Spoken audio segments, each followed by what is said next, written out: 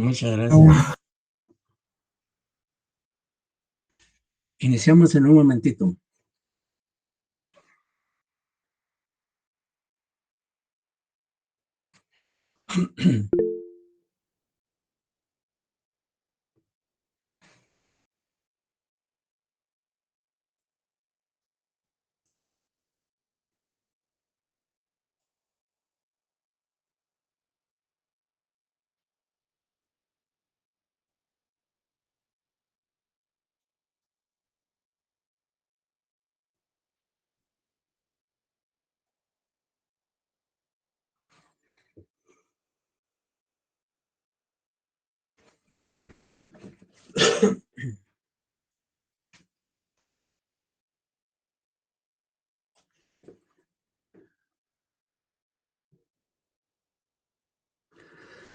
Nuevamente, buenas noches. Bienvenidos sean todos a nuestra actividad académica de esta noche.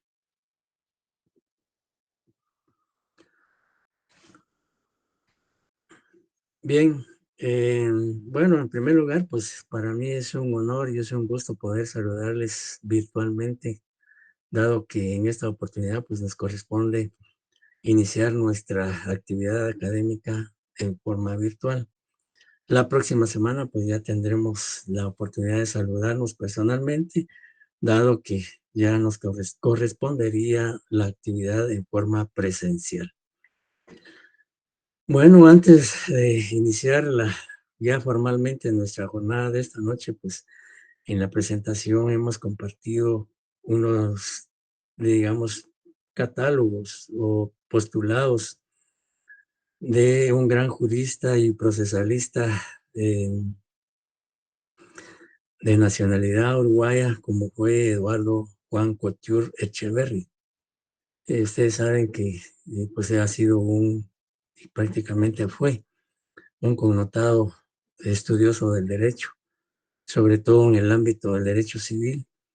Y dentro de varios textos que él escribió, pues está o encontramos el catálogo del abogado, que por supuesto no es el único catálogo relacionado con la profesión de abogacía y notariado, sino que hay varios, pero pues quisimos compartir con ustedes eh, el que escribió Eduardo Couture. Siempre que incursionamos en el estudio o análisis de una nueva materia, de una nueva asignatura, pues es natural y normal que nos formulemos una serie de interrogantes, sobre todo pues las expectativas que tenemos del curso que vamos a desarrollar durante este semestre.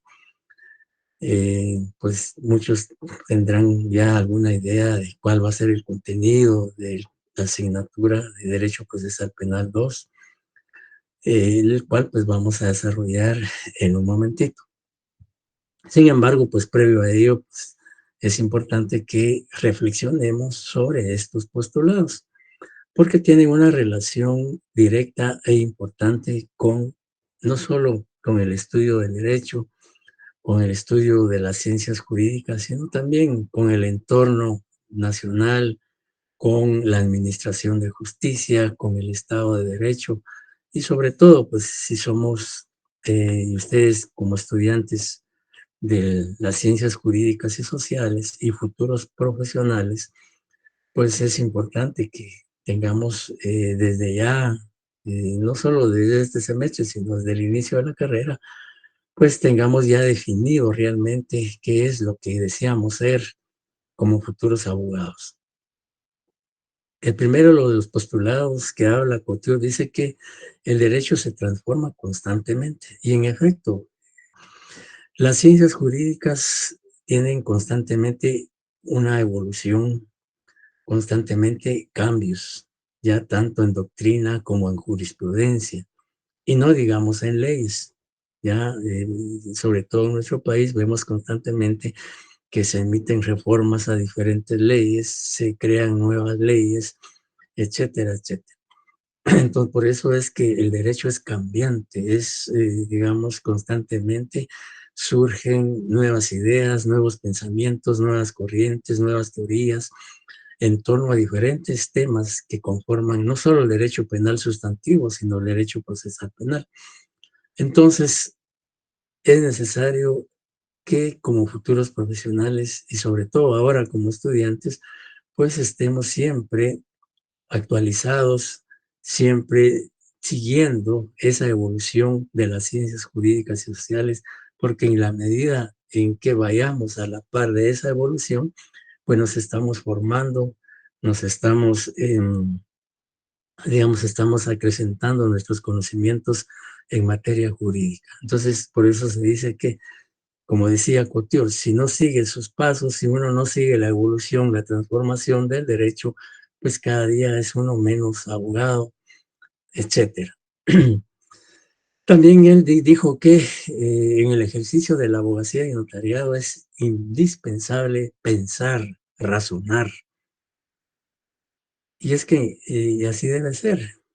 En la medida en que nosotros seamos capaces de razonar, de analizar a conciencia, con responsabilidad, con objetividad, las ciencias jurídicas y sobre todo las leyes, pues obviamente vamos a ser buenos profesionales.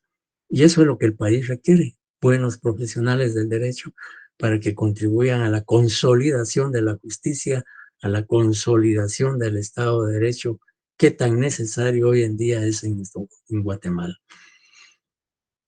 Entonces, el derecho se aprende estudiando, pero se ejerce pensando, que no basta estudiar la ley, no basta estudiar la doctrina, la jurisprudencia, sino que analizarla.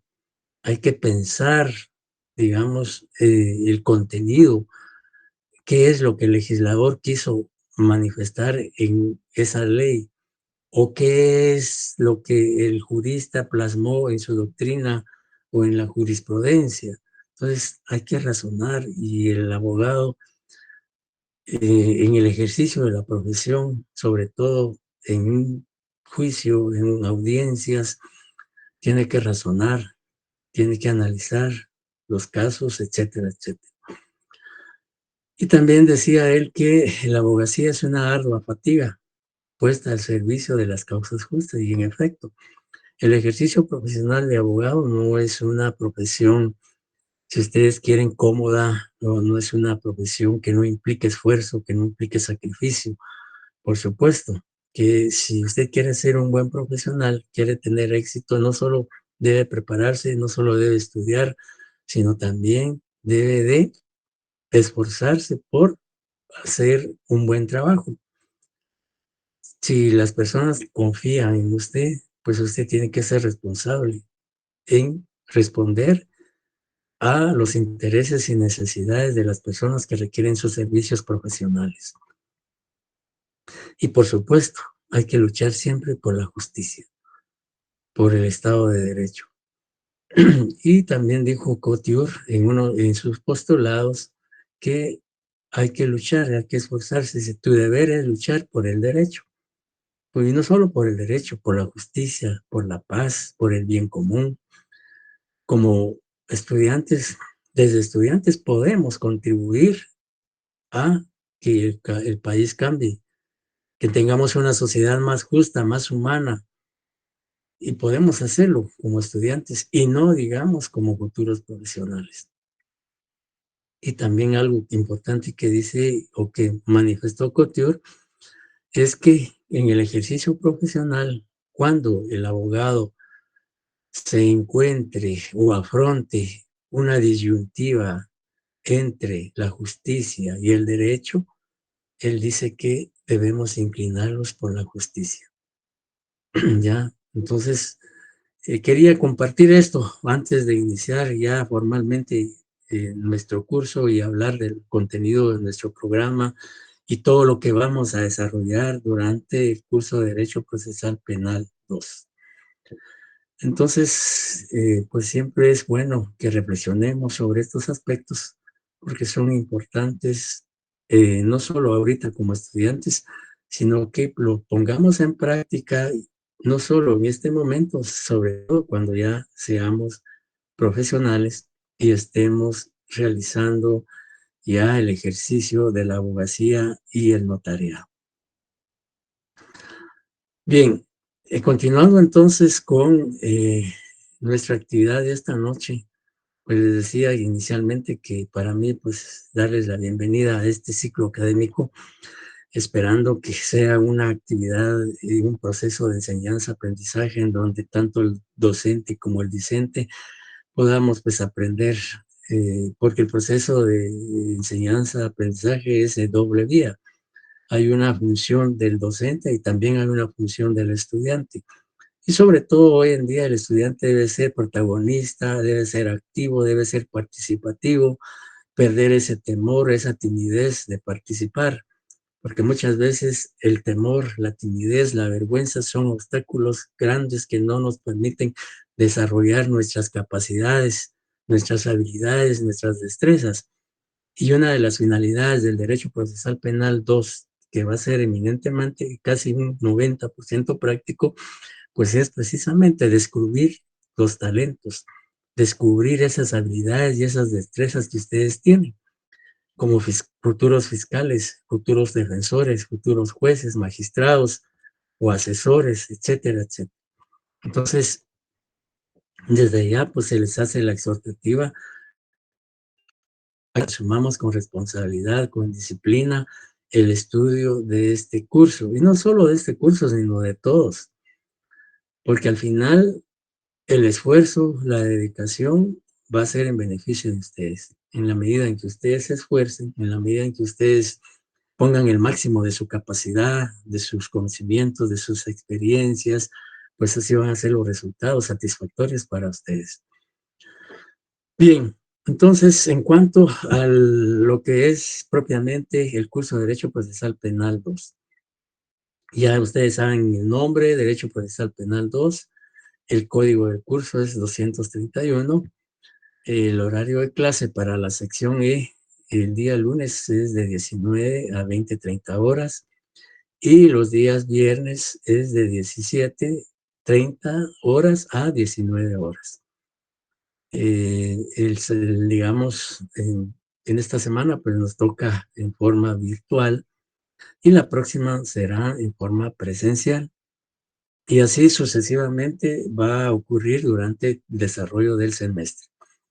El día viernes no vamos a tener actividad, dado que ¿sabe ustedes por qué no vamos a tener clases el día viernes? ¿Algunos de ustedes me pueden mencionar por qué? Por la universidad, licenciado, que cumple 350 años de existir. Correcto. Miren, nuestra queridísima, nuestra ilustre y 3 veces centenaria Universidad de San Carlos arriba a sus 350 años de existencia. Es un honor, es un privilegio pertenecer a esta universidad. Y sintámonos privilegiados de tener ese derecho de acceso a la educación superior cuando hay muchos que no tienen esa oportunidad. Entonces aprovechemos la oportunidad que la vida nos da de formarnos como futuros profesionales del derecho. Entonces, debido a ese acontecimiento tan especial, que es la única universidad pública y que ha formado a tantos hombres y mujeres que han puesto en alto el nombre de nuestro país, pues la verdad es que es un orgullo pertenecer a la Universidad de San Carlos de Guatemala. Y el viernes, pues por el que se conmemora un aniversario más de nuestra ilustre universidad, no vamos a tener clases. Entonces estaríamos saludándonos personalmente hasta el próximo lunes. Bien, entonces, mi nombre aparece ahí en la presentación, sin embargo, pues se los menciono.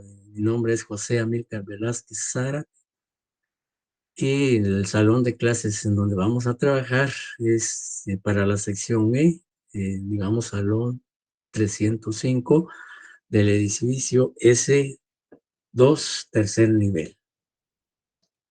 Eso es en cuanto a una información de lo que es prácticamente el curso. Luego vamos a hablar sobre el programa de Derecho Procesal Penal 2. ¿Cuál va a ser el contenido? Bueno, prácticamente el programa se divide en 3 partes, básicamente. La primera parte, ¿qué comprende o qué vamos a trabajar en la primera parte de nuestro programa? En la pizarra indicamos que vamos a desarrollar todo el procedimiento preparatorio. Juan Carlos López Machic, ¿en qué consiste el procedimiento preparatorio? Es algo que vamos a repasar, que ustedes ya recibieron esos conocimientos en Derecho Procesal Penal 1. Entonces, ¿en qué consiste el procedimiento preparatorio? Juan Carlos López.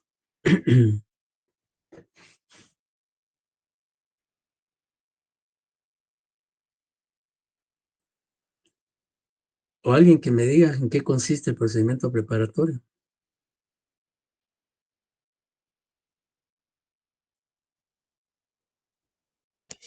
Quizás la Compañero, parte de investigación, licenciado. la parte de investigación, correcto. Licenciado, buenas noches. Buenas noches. Es una fase inicial del proceso penal que tiene por objeto regular la investigación que hace el Ministerio Público. Es un libro que Correcto. tengo, no es lo que yo no se lo estoy leyendo. Ok. En efecto, como se expuso, me imagino yo, en Derecho Procesal Penal 1, y como ya lo mencionaron los dos compañeros que participaron, el procedimiento preparatorio es la primera fase del proceso penal guatemalteco. Y no es más ni menos que la fase de investigación que realiza el Ministerio Público como ente responsable de la persecución penal y el ejercicio de la acción penal pública. ¿Ya?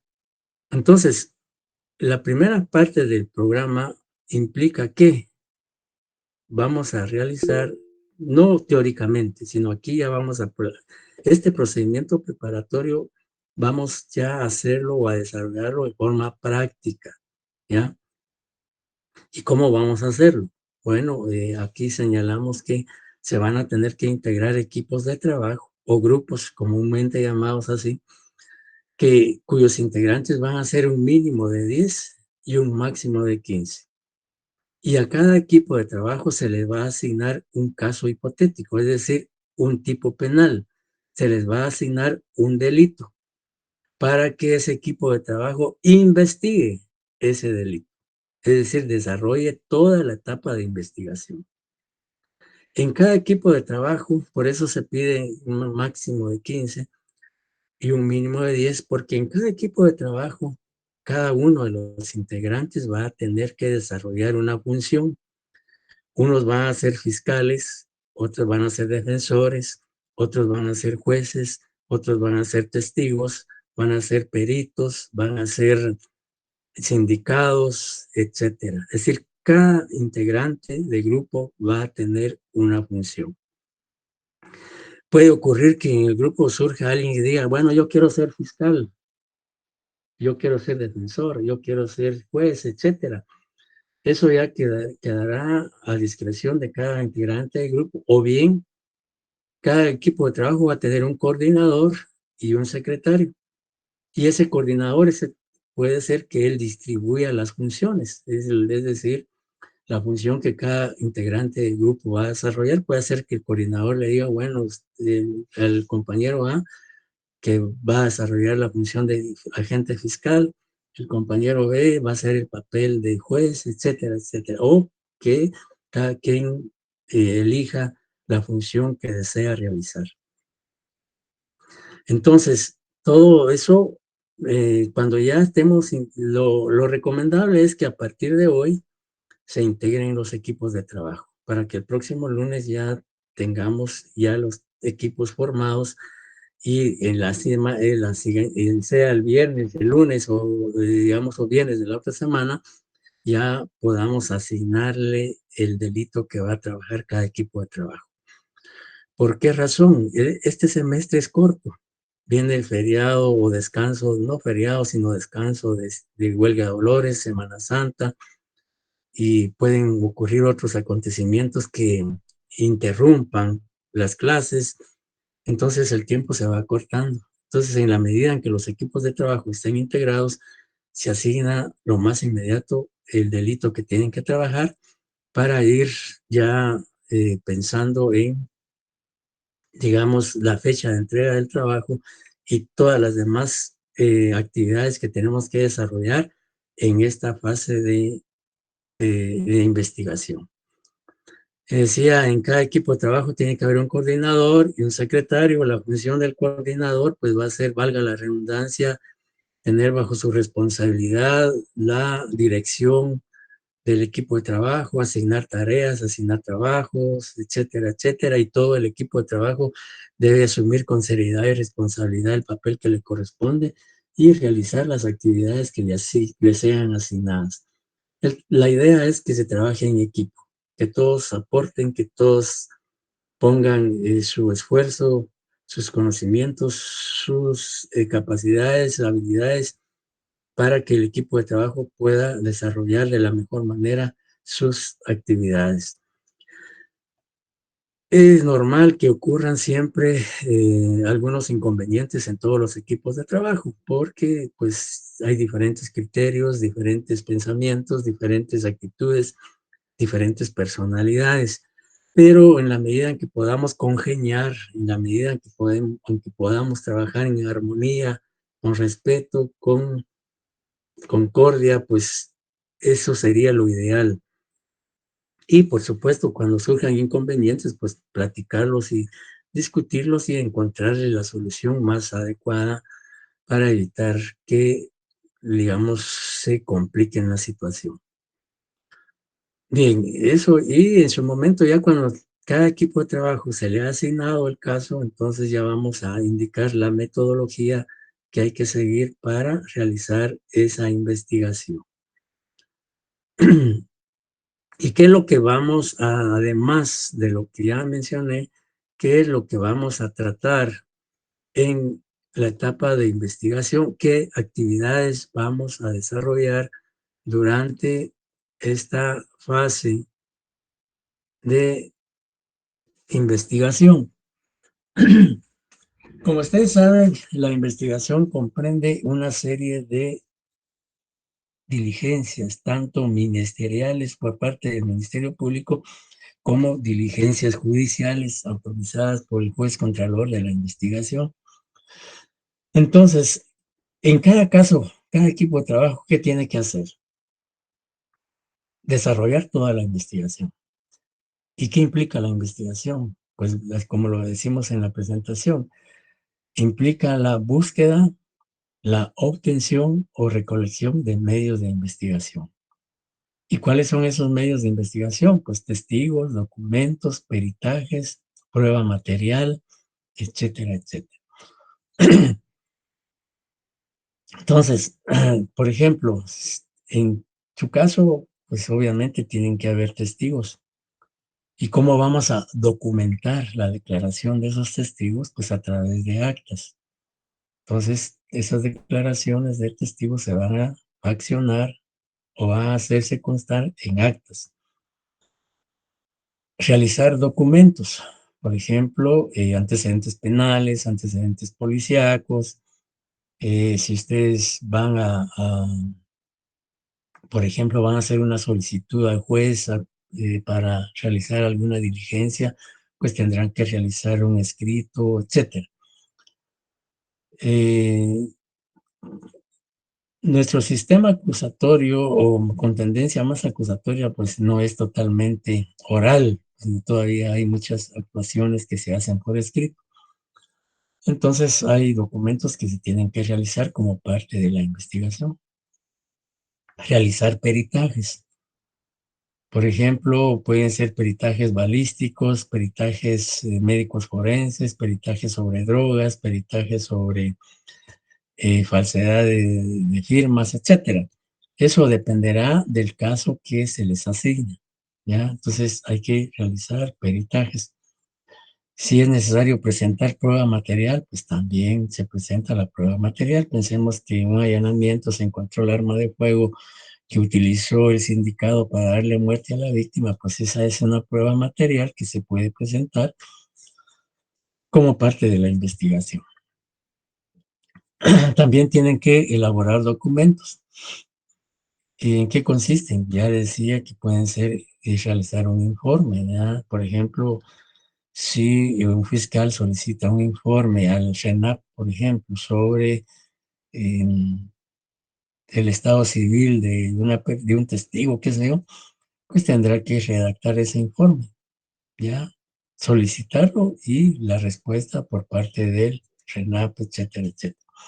Actas, bueno, actas de declaración de testigos, también actas donde conste alguna diligencia de investigación que ustedes hacen. Por ejemplo, si van a realizar un allanamiento, pues tienen que fraccionar un acta en la cual se indique o se detalle todo lo relacionado a ese allanamiento.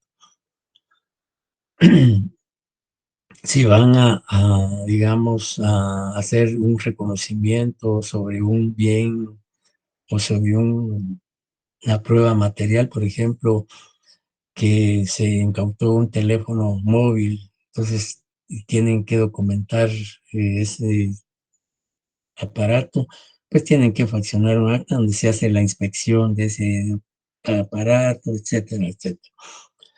También si ustedes van a requerir informes, sea el fiscal o defensor o juez va a requerir un informe como parte del desarrollo del proceso penal, pues también redactar los oficios, etcétera. También en, en, el, en esta etapa de investigación vamos a realizar audiencias orales y públicas, tanto unilaterales y bilaterales. Claudia Valiente, ¿puede usted decirme o se recuerda usted por lo que digamos, se vio el año pasado en Procesal Penal 1, en qué consisten las audiencias unilaterales y bilaterales?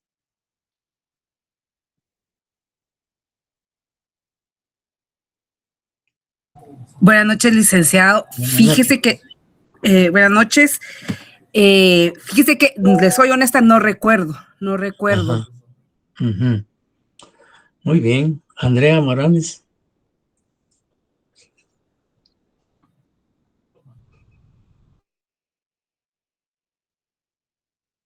O alguien que me diga en qué consisten las audiencias orales unilaterales y bilaterales. Me imagino que sí fue parte del curso de Derecho Procesal Penal 1.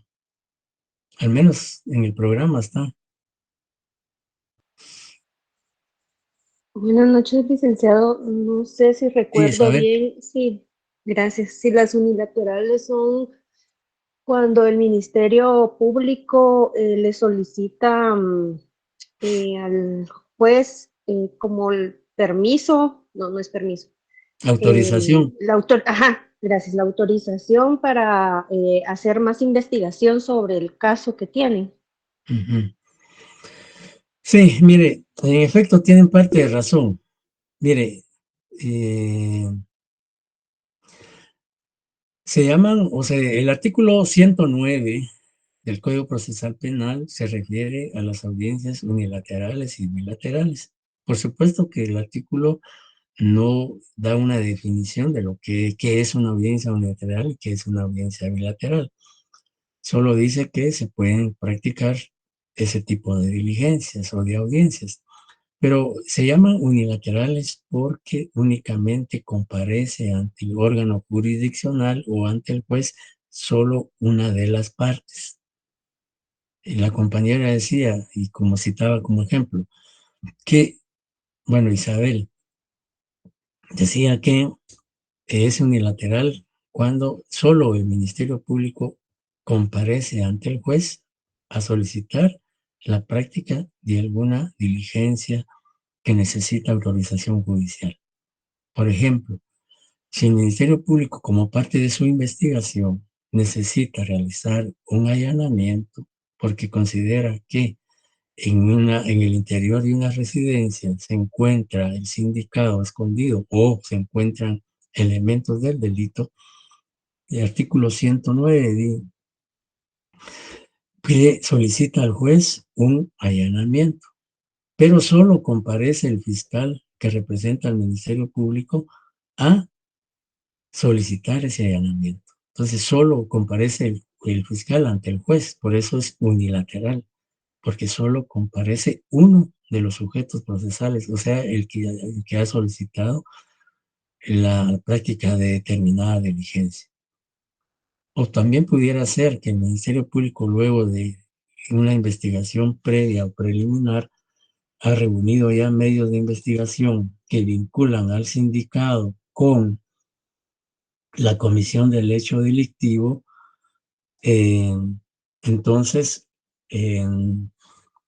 comparece el fiscal ante el juez a solicitar la orden de detención del imputado, pero solo comparece el fiscal. No está el imputado, no el abogado defensor, ni el creyente, ni las partes civiles, etc. Por eso se llaman unilaterales. Wendy Xiomara también me decía que puede ser solicitar una medida de protección. Sí, en efecto, sobre todo en los delitos contra, digamos, aquellos delitos que regula la ley de violencia contra la mujer y otras formas de violencia, etcétera, se pueden pedir medidas de seguridad y pues sí, solo comparece el fiscal solicitando esas medidas de seguridad, protección, etcétera, etcétera. Bueno, eso es en cuanto a las unilaterales. ¿Y cuáles serían las audiencias bilaterales? Licenciado, Buenas noches. ¿Podría ser la audiencia de divorcio? Materia penal. Sí, por supuesto, es ¿Donde una comparecen el bilateral. pasaporte, licenciado? Permítame, sí, en efecto es una bilateral, pero esa es en materia civil, porque en el divorcio, pues, denominado debate, Lic. sí, el La debate, primera correcto. audiencia. Licenciados, ¿Perdón? cuando comparecen los sujetos procesales y sus abogados, ¿verdad? Ajá. Sí, en efecto, así es. Wendy dice que una audiencia primera declaración. En efecto, ese es un ejemplo de una audiencia bilateral, de la primera declaración del imputado. ¿Por qué bilateral? Porque ahí ya no solo va a comparecer el fiscal del Ministerio Público, sino va a comparecer el defensor, el acusado, bueno, en este caso no acusado todavía, sino sindicado, y va a estar el sindicado, su abogado defensor, el fiscal, el juez, y si hay querellante adhesivo, pues también podría estar el querellante y su abogado. Si hay partes civiles también, entonces por eso es bilateral, porque concurren todos los sujetos procesales a quienes se les ha dado intervención en ese proceso penal. Entonces vamos a desarrollar algunas audiencias, porque digamos en la práctica y en la realidad, pues hay cantidad de audiencias, tanto unilaterales como bilaterales. Entonces, vamos a desarrollar únicamente las más comunes, las más importantes. Esto no significa que las demás no sean importantes, por supuesto que son importantes, pero las que más relevancia tienen, por ejemplo, una audiencia unilateral donde el Ministerio Público solicite la aprehensión o donde solicite la autorización para practicar alguna diligencia de investigación que requiera autorización judicial, y bien algunas bilaterales como la primera declaración del imputado, la revisión de medidas de coerción, un anticipo de prueba, la de acusación, el ofrecimiento de pruebas, etcétera, que son audiencias importantes, no las únicas, por supuesto, pero que son las que más, podríamos decir, en la realidad y en la práctica concurren. Bien, entonces vamos a desarrollar ese tipo de audiencias. Por supuesto, nosotros vamos a realizar una o dos, primero nosotros y luego ustedes a cada grupo de trabajo, no a todos, por supuesto, se les va a dar, vamos ahí sí que seleccionar a qué grupo se le asigna una audiencia para que la realice, pero por supuesto posterior a la que nosotros realicemos. Por eso les decía hace un momento que es importante que ustedes, los que tienen la oportunidad de ir a los juzgados a presenciar cómo se desarrolla una audiencia, un debate, es bueno que lo hagan. Hoy, pues en día también la tecnología nos permite ver audiencias o debates virtualmente. Entonces eso es una gran ventaja. Y en su momento vamos a indicar qué audiencia, qué grupo van a realizar esas audiencias y fechas, etcétera, etcétera. Luego, pues vamos a, aparte de estas audiencias, ya vemos la segunda parte. Eso es respecto a la primera parte, es decir, a la etapa de investigación. La segunda parte comprende ya en la segunda fase del proceso penal, que es el procedimiento intermedio. Y ya ustedes saben en qué consiste el procedimiento intermedio, ya saben quién es el que dirige el procedimiento intermedio, ya saben cuál es la finalidad del procedimiento intermedio. Entonces, porque son temas que ustedes ya abordaron en Procesal Penal 1. Y acá, pues lo único que vamos a hacer es ya poner en práctica esos conocimientos teóricos sobre la etapa intermedia. ¿Y qué actividades vamos a desarrollar en el procedimiento intermedio? Para efectos docentes y académicos, el caso que se va a asignar a cada equipo de trabajo tiene que llegar hasta debate. Es decir, que cada equipo de trabajo, luego de que concluya la investigación y se realicen las audiencias de etapa intermedia, va a presentar su caso en un juicio oral y público. Es decir, que cada equipo de trabajo va a tener que realizar su debate o su juicio oral y público donde presente el caso que investigó. Y en la etapa intermedia, pues vamos a desarrollar dos audiencias bilaterales. La primera es sobre la discusión de la acusación. Más que todo, aquí, pues como el caso va a ir hasta debate, pues necesariamente se tiene que presentar la acusación, porque solo los casos donde se pida apertura a juicio y se formule acusación y el juez lo decrete o autorice, pues entonces se realizan así. Compañera, está levantando la mano. Buenas noches, licenciado. Buenas Disculpe, noches. solo quería saber si usted está compartiendo algún tipo de material porque hace rato que no se ve la presentación, ¿Hace rato qué? que ya no se ve la presentación que tenía al inicio, solo para corroborar si la estaba Sí, compartiendo. sí, vamos, estas presentaciones las vamos a compartir en su Está momento. bien, licenciado, muchas gracias. Pues no se mira o sí se mira. No, no se ve la pantalla No, que no usted se ve está el link. compartiendo. Ah, no se ve. No, No, Perdón. licenciado, no se ve. ¿Cómo no me lo hicieron saber antes? Bueno, ahorita vamos a ver cómo le hacemos.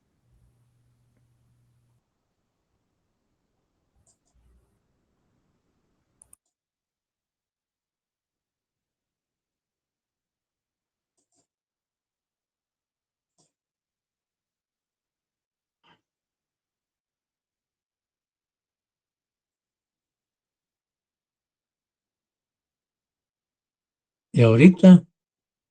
Tampoco. bien, Lick, ahorita ya se ve. ¿Sí? ¿Sí se ve? No, licenciado, para mí no. No. Lick, lo que podemos ver en licenciado. su pantalla es su pantalla con la imagen de la videollamada. Permítame. Sí, ahorita vamos a ver. Ahorita vamos a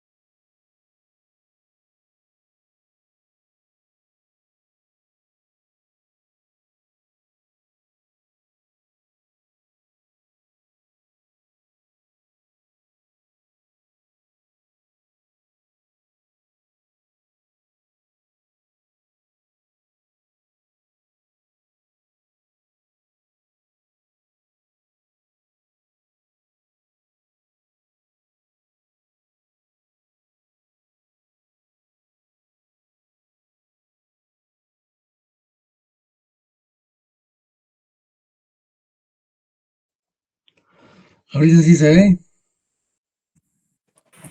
Hoy sí, licenciado. Ahorita sí. Hoy sí, licenciado. Muchas gracias y disculpen por el inconveniente.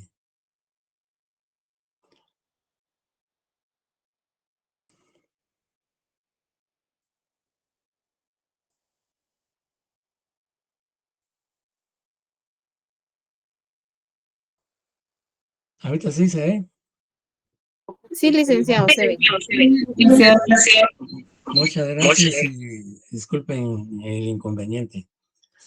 Bien, les decía entonces que en la etapa de intermedia esas son las audiencias que vamos a desarrollar. Y luego ya seguimos a la siguiente fase, que es la tercera parte. En la tercera parte vamos a practicar interrogatorio.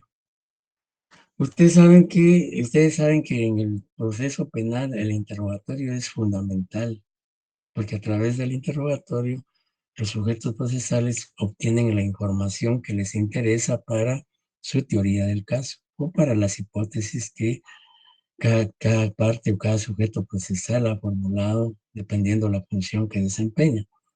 Entonces, vamos a practicar interrogatorio a testigos, interrogatorio a víctima, interrogatorio a sindicado, interrogatorio a peritos, técnicos, etcétera, etcétera. Generalmente se conocen dos tipos de interrogatorio, que cuando ya veamos específicamente este tema, pues vamos a profundizar al respecto. Sin embargo, para que tengamos una idea muy general y pues para esbozarles a ustedes inicialmente lo que vamos a desarrollar en esta fase, pues el interrogatorio directo. El interrogatorio directo es cuando el sujeto procesal interroga a su prueba que presentó, su propia prueba. Por ejemplo, si el fiscal presentó como perito a un médico forense, cuando el fiscal interroga al médico forense, está realizando un interrogatorio directo. Está interrogando a la prueba que él mismo propuso. Y el interrogatorio cruzado es cuando el abogado defensor interroga a este médico forense que propuso el Ministerio Público como prueba. Por eso se habla básicamente de un interrogatorio directo y cruzado o contrainterrogatorio, que también se le puede llamar así, pero todos esos aspectos más puntuales los vamos a desarrollar en su momento. También vamos a hablar sobre las objeciones o protestas. Ustedes saben que el artículo 86 del Código Procesal Penal no permite que en un interrogatorio se dirijan preguntas sugestivas, capciosas, ambiguas, impertinentes, etc. Y también en el desarrollo del debate, el Código Procesal Penal no permite que se desarrollen preguntas capciosas, sugestivas, etc. Entonces, ¿qué ocurre cuando imaginémonos que el abogado defensor está interrogando a un testigo propuesto por el Ministerio Público y le pregunta, le dirige una pregunta impertinente, es decir, una pregunta que no tiene nada que ver con el hecho que se está discutiendo en ese juicio oral y público? Entonces esa es una pregunta impertinente porque no tiene relación ni directa ni indirectamente con el hecho que se está discutiendo en ese juicio o en ese debate. Entonces, para evitar que el declarante responda a esa pregunta, el fiscal debe objetar o debe protestar inmediatamente esa pregunta para que no la conteste el declarante. Esas son las objeciones que también las vamos a profundizar más adelante. Objeciones o protestas. Vamos también a ver ya en esta fase lo que son las conclusiones o argumentación. El artículo 382 del Código Procesal Penal se refiere que el debate, luego de que se reciban las pruebas y si no hay pruebas nuevas, pues ya se entra en la fase de argumentación o conclusiones o alegato final, como también se le puede llamar. Esta es una fase fundamental, es una fase de trascendencia en el debate, porque en esta fase es donde el abogado defensor, el fiscal, pues presentan sus argumentos jurídicos y técnicos sobre los cuales basan su pretensión o su teoría del caso. Por ejemplo, el fiscal acusó y el fiscal considera que en el juicio oral y público probó la responsabilidad penal del acusado, pues tendrá que hacer sus argumentos en ese sentido. Tiene que hacer un análisis del delito, un análisis de la pena, un análisis de las pruebas, un análisis de la responsabilidad penal, etcétera, etcétera. Entonces, esa es una argumentación.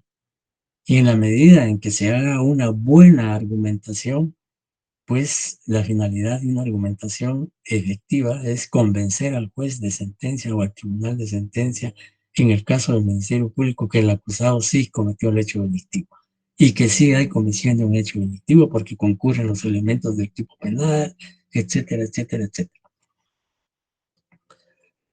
Tenía que hacer un análisis de las pruebas, de los testigos, de los peritos, de la prueba documental, de la prueba material, para convencer al juez de que debe dictar una sentencia condenatoria, porque sí probó con las pruebas presentadas en el debate la responsabilidad y participación penal del acusado.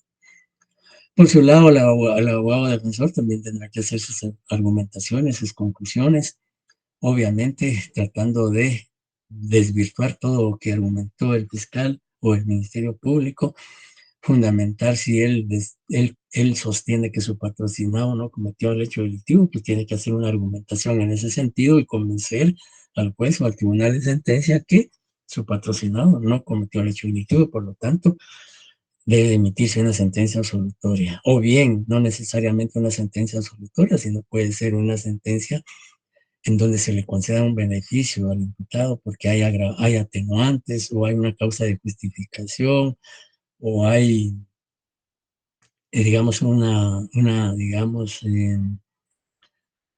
circunstancias que modifican la responsabilidad penal, entonces ya se pedirá una pena mínima o un beneficio, etcétera, etcétera.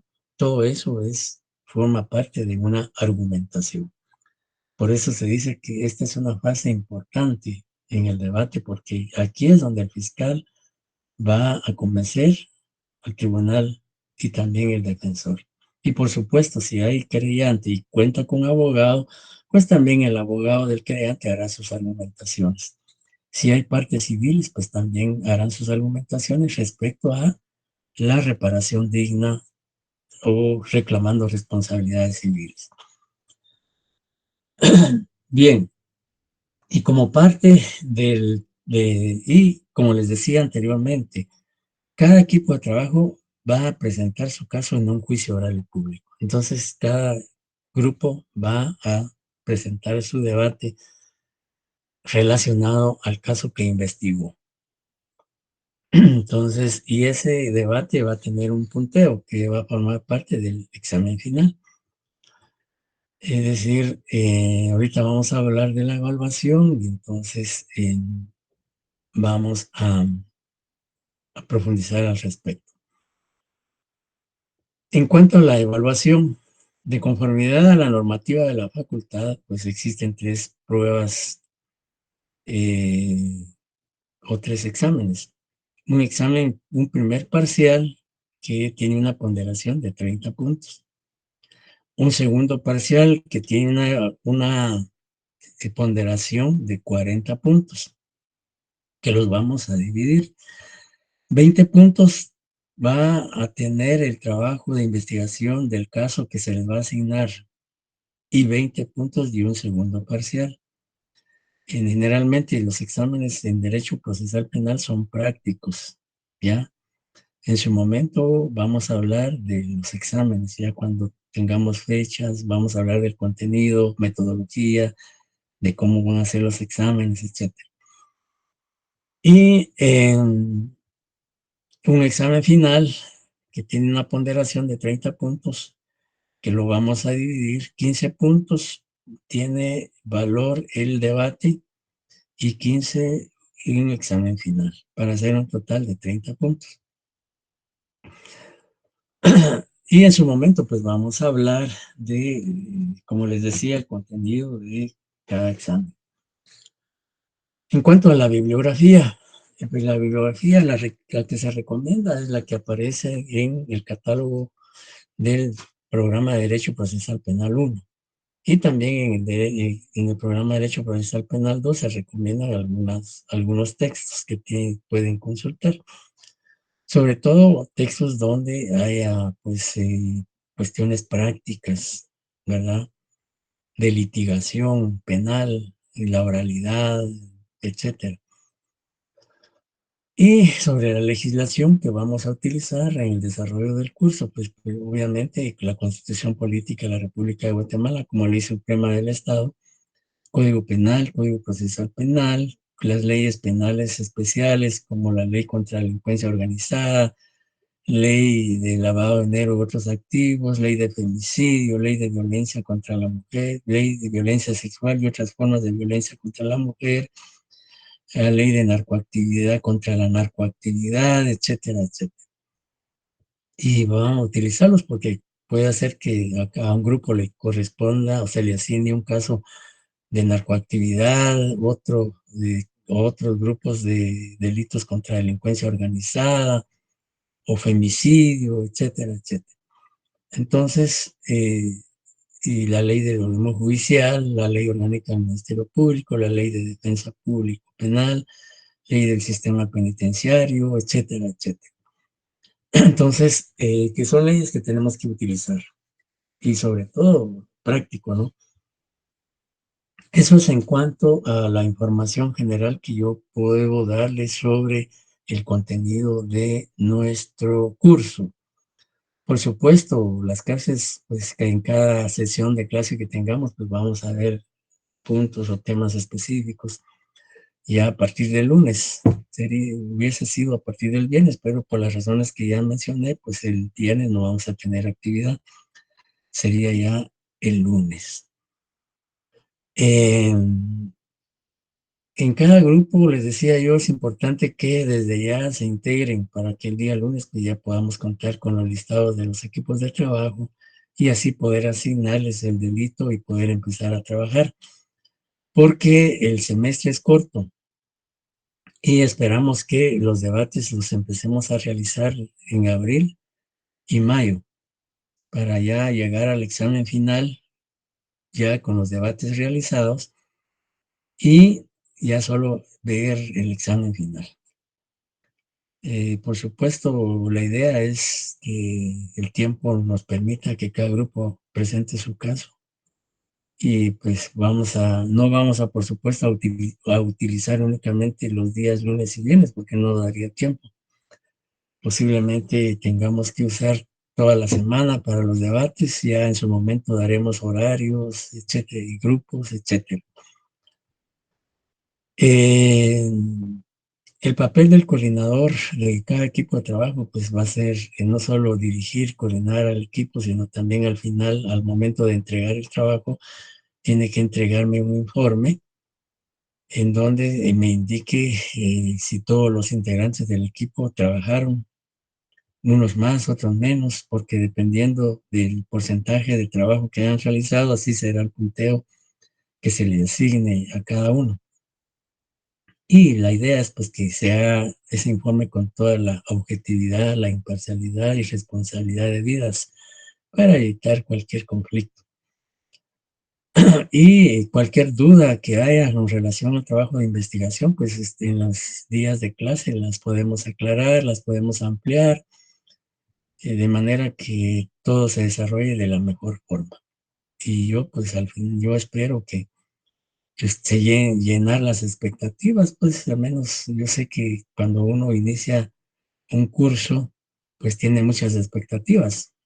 Y al igual que nosotros los maestros también tenemos muchas expectativas de cómo va a ser el rendimiento del estudiante, cómo va a ser su participación, etcétera. Entonces igual ustedes han de tener ya sus expectativas respecto al docente, que cómo es, etcétera, ¿no? Si es accesible, no es accesible, si es flexible, no es flexible, o es riguroso, etcétera. Me imagino que cada uno de ustedes ya debe tener una opinión de su servidor. No así yo de ustedes, porque pues no tengo el gusto de conocerlos todavía. Y a veces uno no investiga, no pregunta, como lo hacen ustedes, ¿verdad? Entonces, yo espero que llenar las expectativas que ustedes tienen de este curso y dar lo máximo de mi capacidad, de mi experiencia, de mis conocimientos, aunque no son muchos, pero compartir con ustedes todo lo que yo pueda. Y también yo espero recibir de ustedes, aprender de ustedes, porque el proceso de enseñanza-aprendizaje va en ese sentido. El docente aprende del alumno y el alumno pues también creo que aprende del maestro. Entonces es importante esa relación, esa comunicación. ¿Dudas o preguntas respecto a lo que yo he expuesto?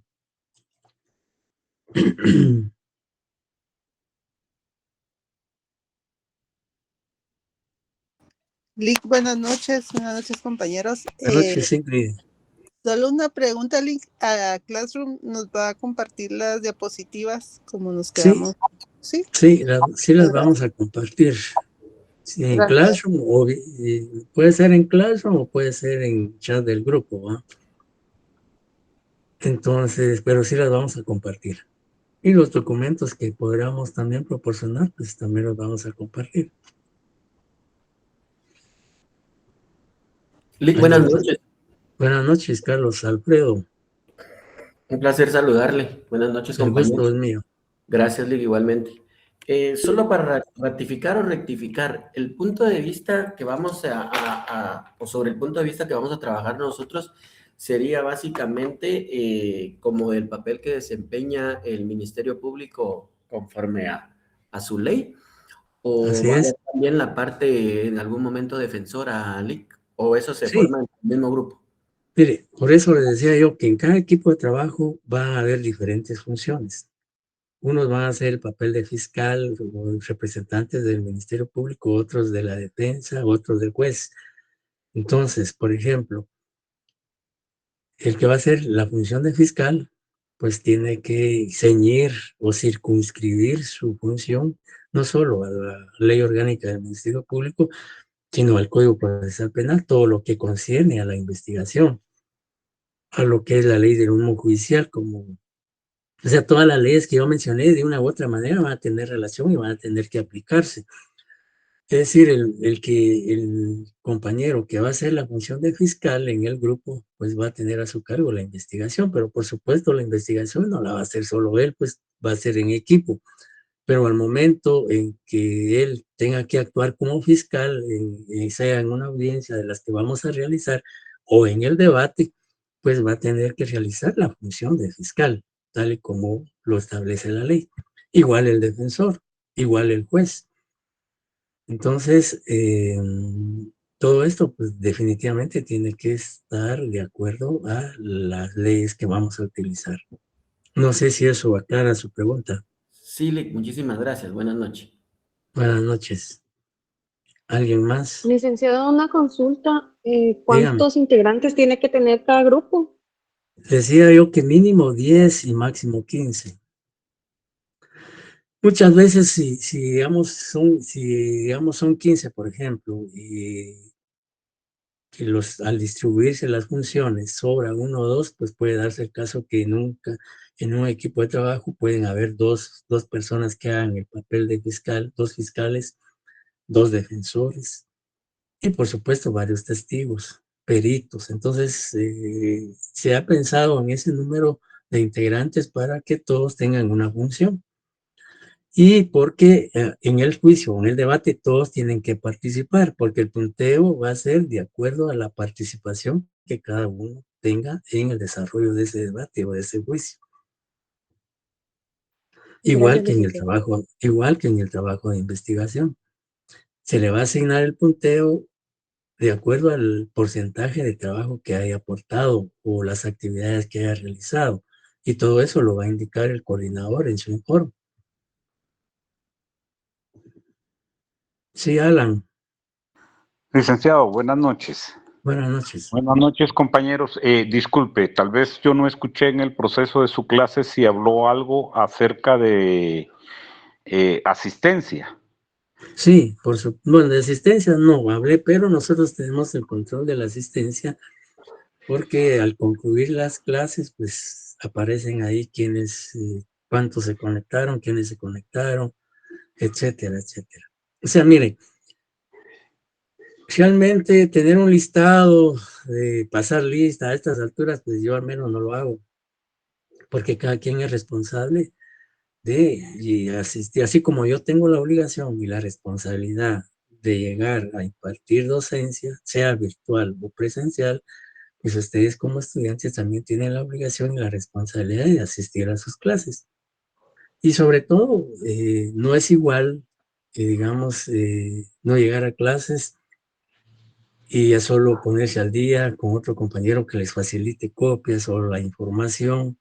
Nunca es igual, nunca, ¿verdad? Es necesario estar presente porque hay muchas cosas que el docente dice y que no van a veces en los documentos o en las copias, etcétera. Entonces, creo que es importante la asistencia, sobre todo si ustedes quieren, digamos, asumir con seriedad y responsabilidad el curso y sobre todo si quieren obtener un buen resultado, una buena nota a la hora de los exámenes. Le agradezco bastante su información, licenciado. Era para saber cuál era su metodología y lo felicito. Está bastante bien y uno tiene que ser responsable y consciente de lo que está haciendo, ¿verdad? Claro, Era gracias. para satisfacer dudas y parece que no era el único que tenía la duda y entonces estamos bien. Ahora, respecto a lo de los casos y la forma en que usted nos está proyectando cómo debemos de proceder, yo me imagino, corríjame si no es así, que el caso lo tenemos que desarrollar en grupo, independientemente de qué cargo va a tener cada quien, para que todos estemos enterados de las funciones de cada uno Así y es, correcto. aprendamos de una forma integral lo que es un proceso, lo que es un Exacto, juicio, lo que... Ok, exacto, gracias, licenciado, exacto. muy amable. Así es, me parece muy bien su intervención en ese sentido. Es cierto que el hecho de que alguien vaya a ser fiscal no quiere decir que él vaya a hacer todo el trabajo, no, tiene que ser en equipo, ¿ya? Solo que a la hora de que ya se desempeñe él como fiscal, pues va a ser únicamente el papel de fiscal. Pero la estructura, la conformación de toda la investigación tiene que ser en equipo. Gracias, licenciado, muy amable. Para servirle a alguien más.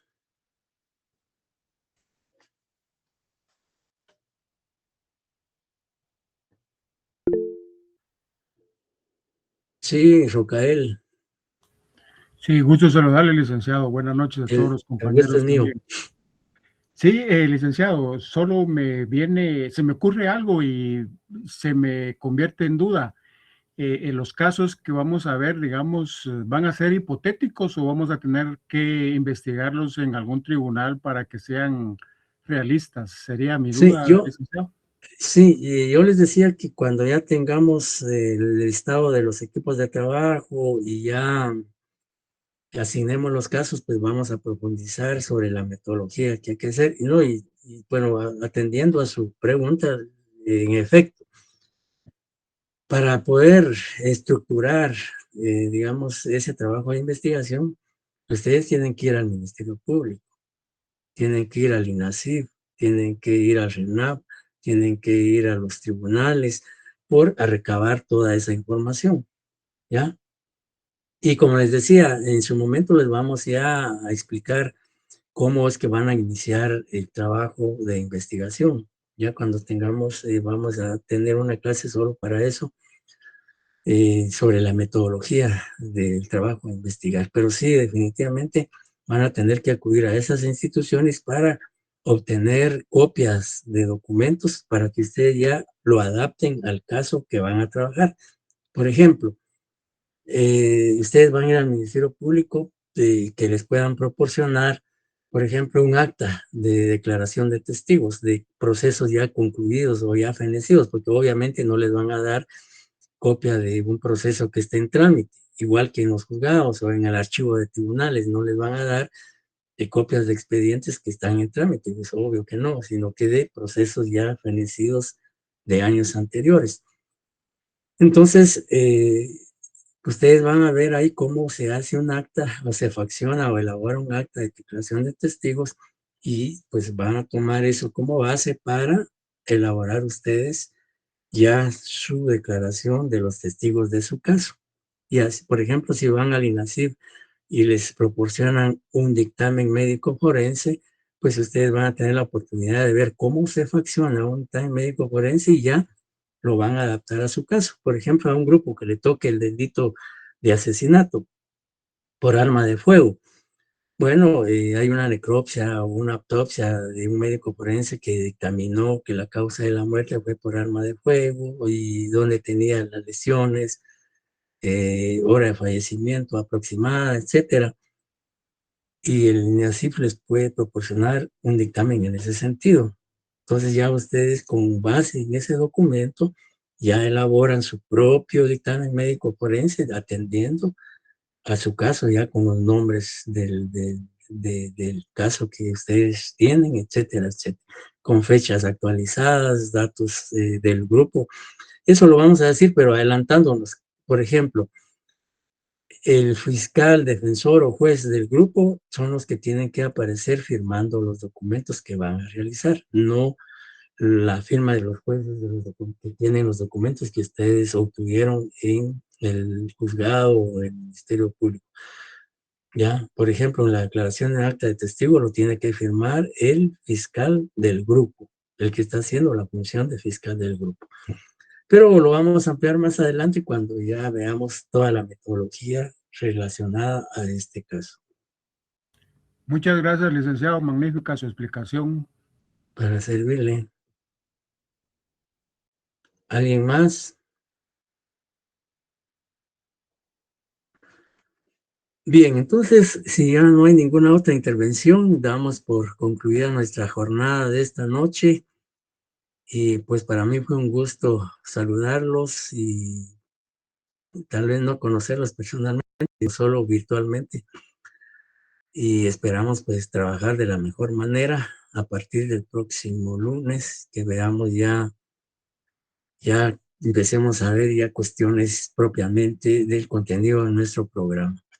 Así es que feliz descanso, buenas noches y nos vemos el próximo lunes. Buenas noches, Lic. Buenas noches, licenciado. Buenas noches, licenciado.